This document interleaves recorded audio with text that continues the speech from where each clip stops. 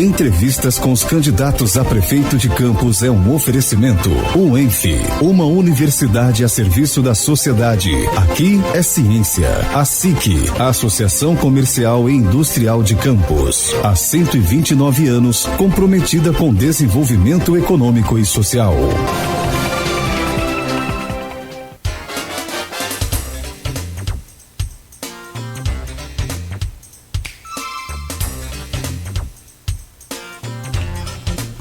7h35, de volta com Folha no Ar, primeira edição, continuando a segunda rodada de entrevistas com os candidatos à Prefeitura de Campos. Hoje estamos recebendo Jonathan Paes. Só pedir licença aqui ao convidado Jonathan e aos nossos jornalistas aí da bancada para fazer um registro aqui lamentável, triste. Esse final de semana perdemos o companheiro Paulo Barreto. Durante muito tempo ele trabalhou no rádio de Campos, né? Ele tinha o trabalho independente, né? Ele fazia as locações de horário e produzia e apresentava seu programa ao lado da sua esposa Maria José.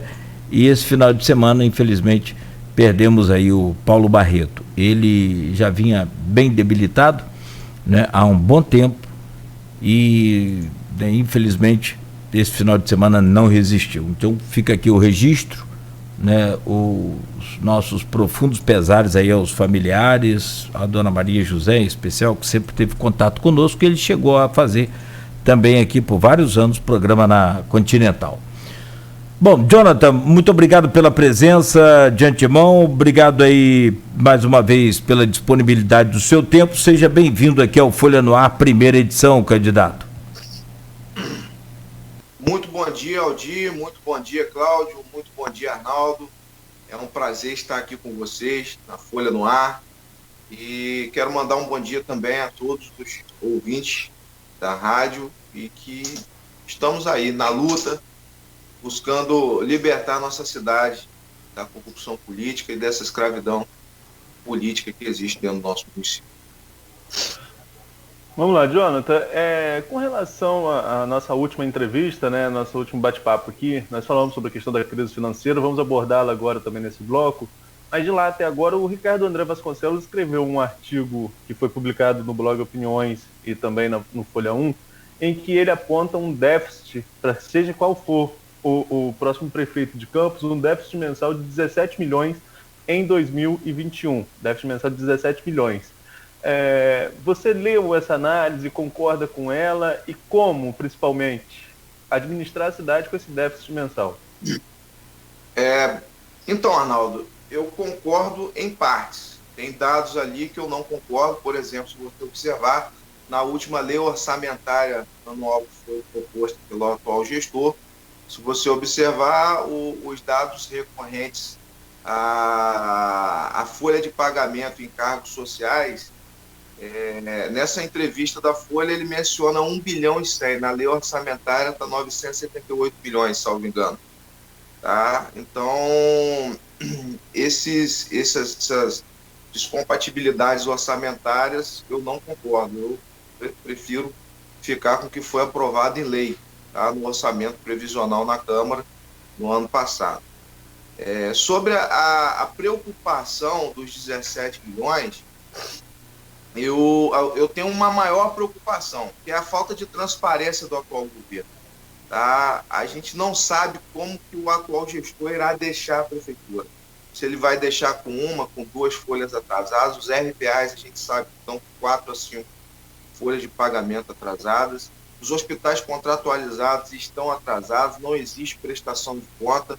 Tá? Então, essa é a nossa maior preocupação, além da dívida deixada pelo governo ainda anterior, que a gente não sabe se o atual gestor irá pagar. Destaco aqui, não sei o que ele vai pagar, né? Se ele vai pagar os juros, se ele vai pagar a amortização da dívida. Enfim, a gente não sabe como que o atual gestor irá deixar a prefeitura. A economia do município, a gente já sabe que está falida.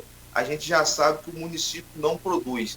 e vive a partir dos royalties do petróleo. Se tem royalties do petróleo, pagam-se as contas. Se não tem, Deus proverá. Então a gente não pode viver uma política dessa forma, e nada se faz para que o município aumente sua receita, e nada se faz para que as parcerias com o governo federal sejam fecundas. Então a gente precisa urgentemente dar uma reviravolta política nesse município e colocar essa cidade de pé. É o que eu acredito, é o que eu penso, e volto a dizer, a nossa maior preocupação é como o atual gestor irá nos entregar essa prefeitura. Jonathan, você falou sobre os RPAs e os servidores, né? A questão dos servidores é sempre essencial.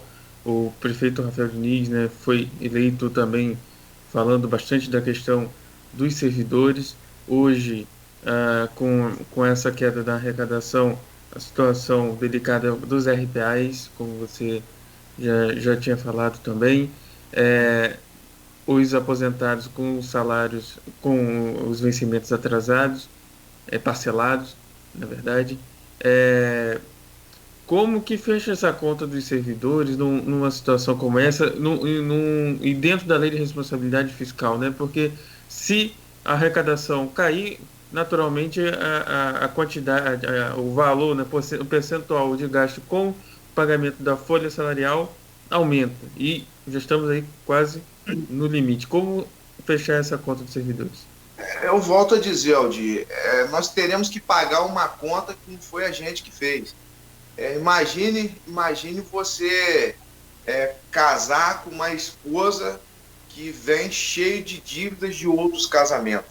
Essa é a situação que Campos vai passar a partir de agora. Qualquer que seja o prefeito que assuma essa cidade, ele vai ser obrigado a casar com uma esposa cheia de dívidas de outros casamentos. Dívidas do primeiro casamento, do segundo, do terceiro e agora do quarto casamento da gestão Rafael Diniz. Para simplificar, eu sempre digo o seguinte: Campos precisa voltar a produzir. Não existe uma outra saída. Precisamos combater urgentemente, tomar medidas a curto prazo para que a gente combata a autodependência do petróleo. Eu sei que não é fácil, é muito difícil, se assumir uma prefeitura do porte de Campos dos Goytacazes com uma máquina inchada, que não é de agora, volto a dizer. Essa máquina não foi inchada agora, apenas foi dado continuidade no processo político, do inchaço da máquina pública, da utilização da máquina pública para cabide de emprego, empregalhismo fantasma. E graças a Deus nós estamos aí dessa luta, porque somos isentos, Aldir. Nós temos condição de fazer o que for necessário para reativar essa cidade, para reordenar a máquina pública, porque não temos acordos com nenhum grupo. O nosso único acordo é com a população campista. Volto a dizer, já temos um plano de remanejamento de secretarias. Hoje, Campos tem mais de 40 secretarias, subsecretarias e gabinete do prefeito, com cargos comissionados. Nós iremos reduzir isso aí para 15 secretarias no máximo, ou seja, iremos promover uma redução da máquina pública em grande escala, em mais de 70%. Nós iremos trabalhar com em torno de 35% do que a gente tem hoje entre cargos comissionados, secretarias e subsecretarias.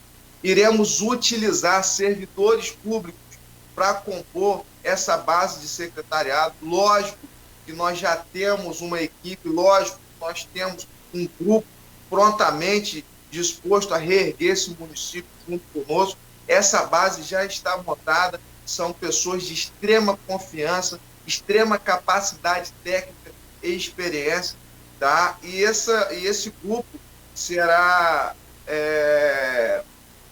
completado, vamos dizer assim, por servidores da ativa, e destaco também a possibilidade de trazermos servidores aposentados que têm extrema experiência na máquina pública, que já trabalharam lá por muitos anos e conhecem os bastidores da administração pública.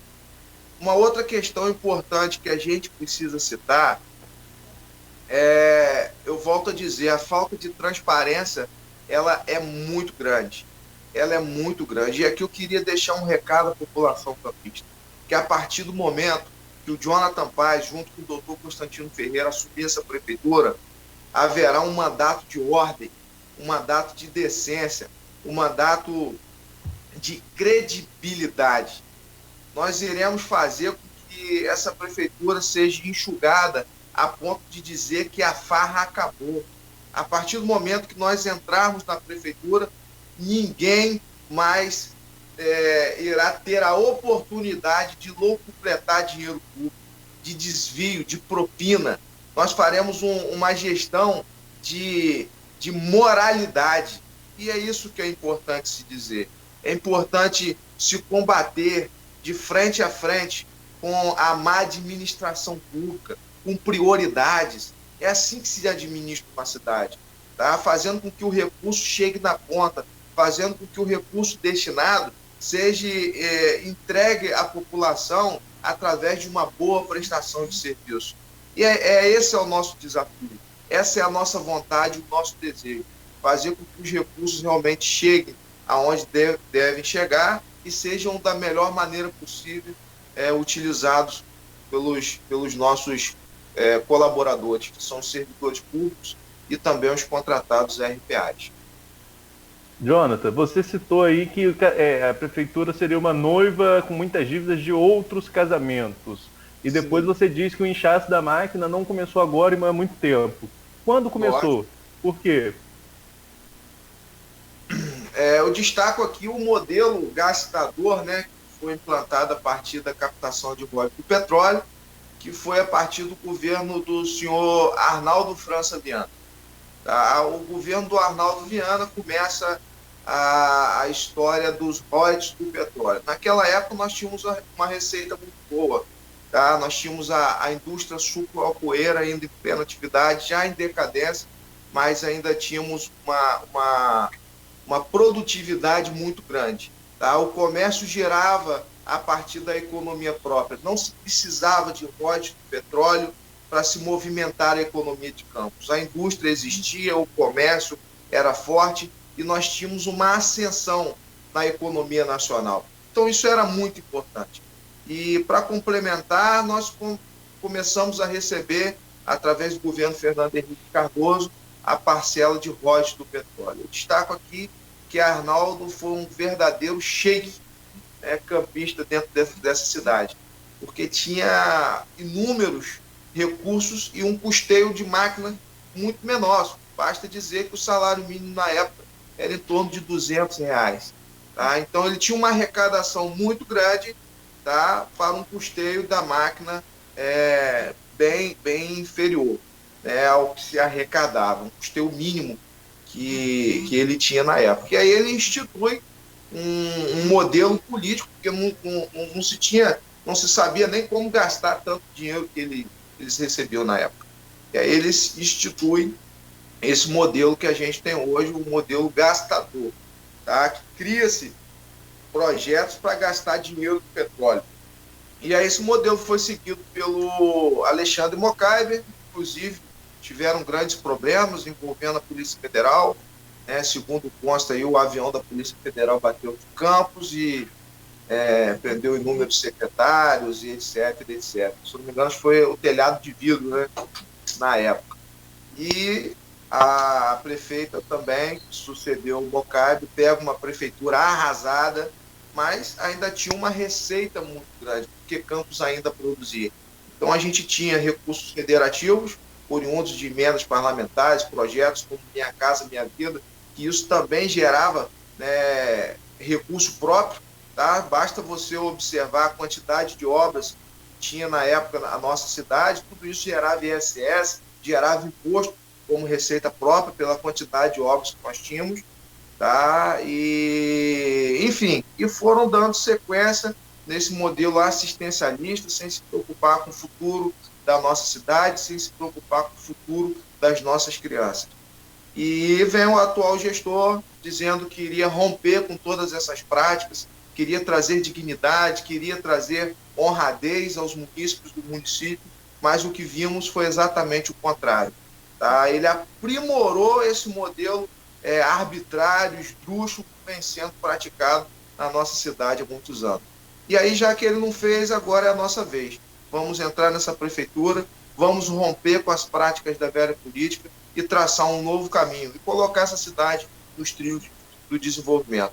É inadmissível que a nossa cidade venha viver essa bancarrota, tá, remando contra a maré e andando de marcha ré.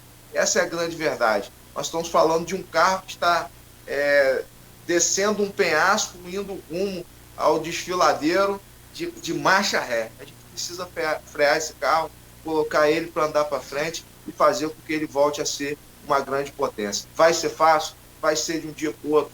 Não. Mas é importante que pessoas como o Jonathan Paz estejam à frente de uma prefeitura, porque tem oportunidade de fazer, porque, volto a dizer, somos isentos e independentes e não temos acordos com o grupo nenhum. Enquanto eles vão rifar as secretarias, nós vamos diminuí-las. Enquanto eles vão nomear cargos repartindo entre os seus partidos, o Jonathan Paz vai tirar dos políticos e entregar ao povo. O Jonathan Paz vai tirar da velha política e proporcionar uma administração honesta, ordeira, fazendo com que a população tenha uma prestação de serviço adequada.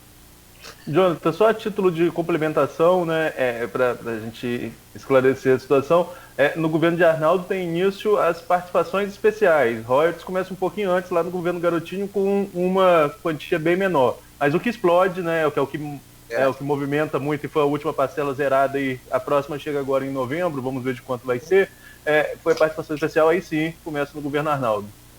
Na verdade, o Arnaldo, de Arnaldo para cá, foram 25 bilhões e 345 milhões, né? De Arnaldo para Arnaldo. Acho que não, eu não tenho nada a ver com isso, não. Deixa só com o outro. Lá de Arnaldo a Rafael. De Arnaldo a Rafael. Tô fora. Eu destaco aqui, o Arnaldo. Esse foi realmente o grande problema. Nossa cidade poderia ter se tornado aí uma das maiores potências desse país, tá? Como já foi um dia, nós poderíamos ter, nós não, porque eu não estive lá, né? Poderia ter sido investido todos esses recursos em desenvolvimento, em tecnologia, em sustentabilidade, para hoje nós sermos o exemplo do país. Aquela história de que nós fomos a primeira cidade a ter iluminação pública já ficou muito tempo no passado.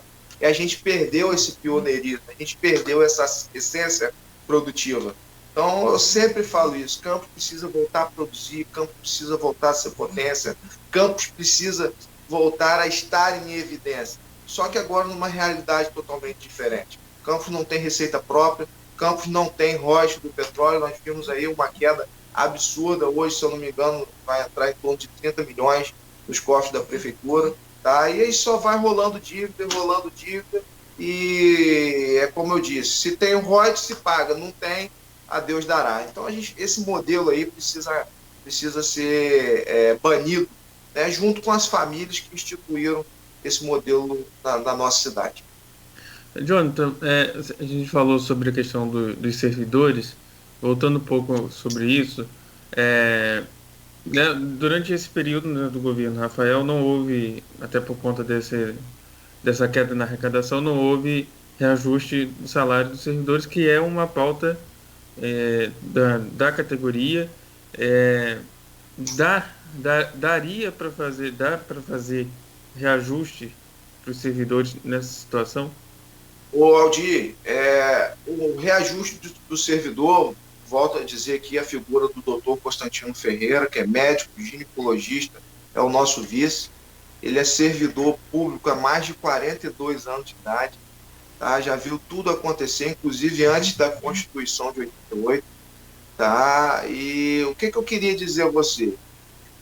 Eu não estou aqui para prometer e chegar lá e não cumprir, eu não estou aqui para usar o servidor público como massa de manobra, eu estou aqui para mostrar a verdade. Tá? Como eu disse, esses problemas não são de agora. Esses problemas vêm de anos e anos, tá? E ninguém encara esses problemas de frente. O servidor está há 12 anos sem reajuste salarial. 12 anos. Tá? Não é de agora esse problema. Então, Aldir, a gente sabe que o orçamento do ano que vem vai ser deficitário e ainda assim será uma incógnita. Tá? Basta dizer que o orçamento está previsionado em 1.750 bilhões, algo em torno disso, tá? E nenhum economista diz que teremos esses recursos. Tá? Nenhuma pessoa em sã consciência que tenha base econômica diz que nós teremos uma arrecadação superior a 1,7 bilhão. Tá? Pelo contrário, todos eles afirmam categoricamente que não terá o orçamento superior a 1,5 bilhão.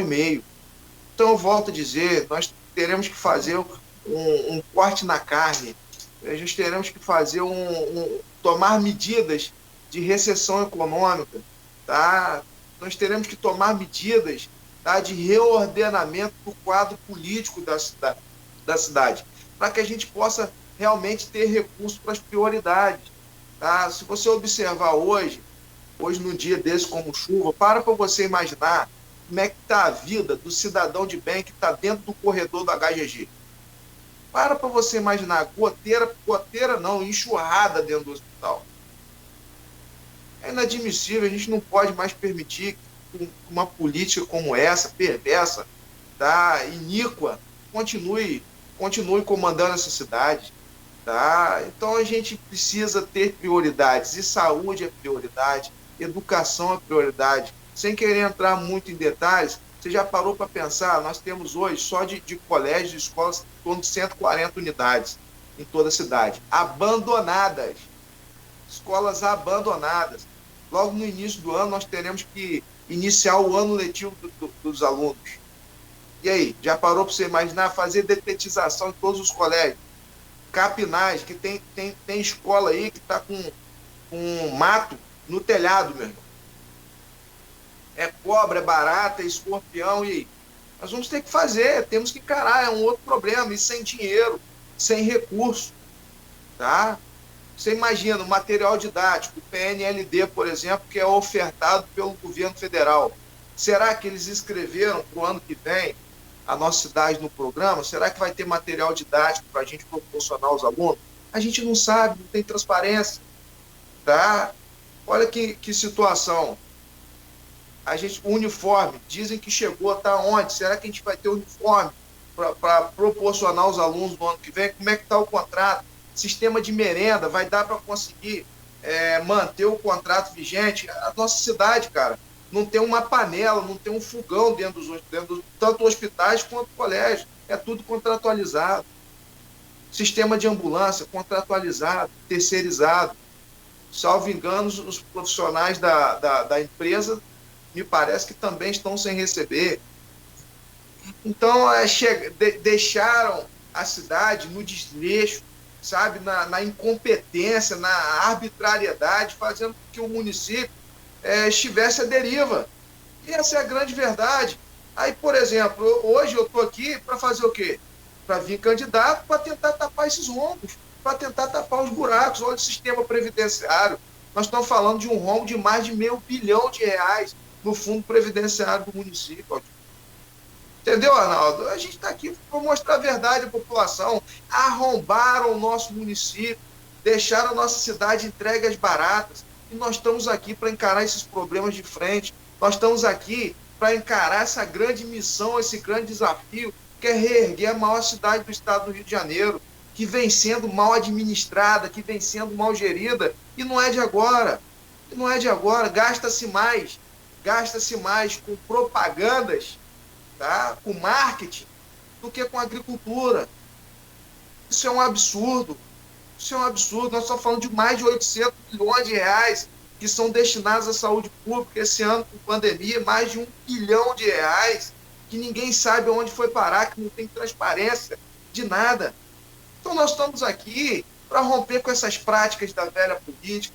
Nós estamos aqui para instituir uma administração ordeira e honesta nessa cidade. É necessário que haja esse choque de gestão, até para que a gente consiga reerguer a parte econômica do município, trazendo empresas para dentro do município. Tá? Se a gente não gerar credibilidade, as empresas não vão vir. E aí não se gera emprego, não se gera renda, não se gera riqueza no município. Só para complementar aqui, você falou da falta de reajuste. Tem até uma questão dentro disso, que o último reajuste que foi dado foi em 2016, pela prefeita, ex-prefeita Rosinha, que foi justamente no momento, né, de queda, foi criticado na época porque foi no momento de queda da arrecadação, dentro daquela crise da arrecadação, da queda dos royalties do petróleo, e foi quando foi pego aquele empréstimo lá com a Caixa Econômica, né, que A venda do futuro. a venda do futuro, e dentro disso daí, ali em maio, foi em 17 de maio, que foi dado esse reajuste de 9,38% aos servidores dentro desse contexto. Só para contextualizar, que houve esse reajuste e nesse contexto. Porque você citou 12 anos e teria esse aí no governo Rosinha. Esse aumento foi no último ano de gestão dela? Isso, 16. Esse aumento eu nem tinha menção dele, tá? Não tinha análise desse aumento aí. O que me cabe é que eles perderam o plano de saúde, tá? Eles tinham um plano de saúde, os servidores perderam. E dá para voltar? O quê? E dá para voltar? Só para você ter uma ideia, o doutor Constantino hoje tem mais de 500 pessoas na fila para fazer cirurgia, tá, de servidores públicos. Mais de 500 cirurgias e não consegue fazer, não tem estrutura mínima para atender o servidor. Tá? Não, mas dentro do nosso contexto econômico de hoje, daria para voltar com o plano de saúde do servidor? Seria inadmissível da minha parte dizer que, tendo um orçamento deficitário, eu chegar aqui agora e prometer ao servidor aumento, plano de saúde, tudo que eles realmente precisam. A curto prazo, não. A médio e longo prazo, sim. Com o reajuste econômico e o equilíbrio financeiro do município, a gente conseguiria, através de um plano, tá, conseguir chegar ao denominador final. Eu acho que é importante haver diálogo, tá, Arnaldo? Não houve diálogo, tá, com o servidor, pelo contrário, utilizaram os servidores públicos para chegarem ao poder, tá? Foi o que a atual gestão fez, não só os servidores, na verdade foi praticado um verdadeiro estelionato eleitoral, prometeu-se tudo, quando ganhou a eleição não cumpriu-se nada, esquece o que foi prometido e vamos tocar o barco, e esse sistema aí, a gente não pode permitir que aconteça de novo. Se você observar... Jonathan. Foi. Não, eu ia emendar uma pergunta desse bloco aí do contexto econômico, mas acho que você pode até corroborar com o que você estava falando. É que nós temos 3 minutos nesse bloco, nós discutimos muito o problema. E as soluções? Quais são as soluções propostas na área econômica? Então, volto a te dizer, Campos precisa voltar a produzir. A gente precisa... De que forma? Quais são as áreas essenciais de investimento no seu governo? Caso você seja eleito. Implantando projetos, dando condição para a iniciativa privada atuar dentro do município. Por exemplo, nós temos uma proposta, uma usina de bioetanol, através da utilização da matéria-prima de mandioca, que triplicaria a agricultura da cidade em um ano. Tá? Se você observar, por exemplo, além de triplicar, uma geração de emprego em torno de 5 mil pessoas, direta e indiretamente. Tá? Se você parar para pensar, se a gente conseguir revitalizar o nosso condomínio industrial, fazendo a integração entre o aeroporto, que é muito pouco utilizado, juntando e ligando ele até o Porto do Açu, a gente conseguiria trazer, no mínimo, para o primeiro ano, mais 10 empresas que gerariam em torno de 20 a 30 mil funcionários. Então, não há outra saída. Então, precisa voltar a produzir, voltar a gerar riqueza, gerar renda, gerar emprego. Emprego, porque quando o funcionário recebe, ele gasta, e esse gasto gera comércio, esse gasto gera economia dentro do município. Então essa é a tendência, não há outra saída. Temos que combater a autodependência do petróleo. Eu destaco o desenvolvimento agrícola, agropecuário, o desenvolvimento industrial, o desenvolvimento tecnológico. Agora, tudo isso tem que ser feito pela iniciativa privada, e cabe a nós, gestores públicos, gerar equilíbrio orçamentário e credibilidade para que a iniciativa privada volte a investir dentro dessa cidade. E digo, não só apenas a iniciativa privada de capital estrangeiro ou dos que vêm de fora, mas também aqueles que estão aqui na cidade, os grandes empresários, os grandes investidores, que muitas das vezes têm recursos, mas não têm vontade de investir por causa da incompetência do político. Perfeito. Bom, são 8 horas e 5 minutos. Arnaldo, Aldir, vocês querem linkar aí o próximo bloco já de uma vez ou vamos ao intervalo? Não, vamos ao intervalo. Que é outro assunto, é outra demanda, né? Então a gente volta... Embora essa demanda econômica, ela baixe sim. Próxima, a gente volta nela. Acho que ela vai ficando para os blocos, né? Todos os blocos têm sempre esse bumerangue aí, porque é, sem dúvida nenhuma, um dos maiores problemas do município. Agradeço aí ao Jonathan, então, por esse primeiro bloco aí. Rapidamente, Aldir, voltaremos em instantes no Folha no Ar, primeira edição, oferecimento dos laboratórios Plínio Bacelar e Clínica Proteus.